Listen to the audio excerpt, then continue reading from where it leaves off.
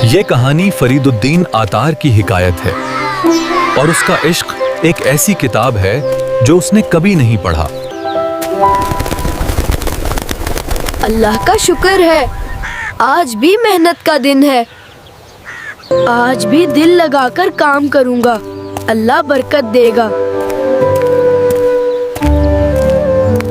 اسی راستے پر اسے ایک بھرا ہوا بٹوا ملا جو اس کی آزمائش بن گیا۔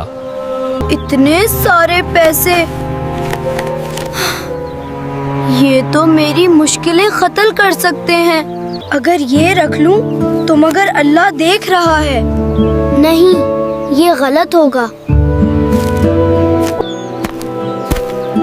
میں یہ بٹوا واپس کروں گا، یہی صحیح راستہ ہے۔ وہ لڑکا بٹوا لے کر گاؤں کے چوک پہنچ گیا تاکہ اصل مالک تک پہنچا سکے۔ یہ بٹوا جس کا ہے وہ آ کر لے جائے۔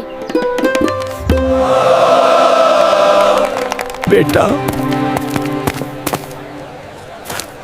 یہ بٹوا میرا ہے، میں کب سے ڈھونڈ رہا تھا۔ بیٹا، اللہ تمہیں ہمیشہ کامیاب رکھے، تم نے میرا دل خوش کر دیا۔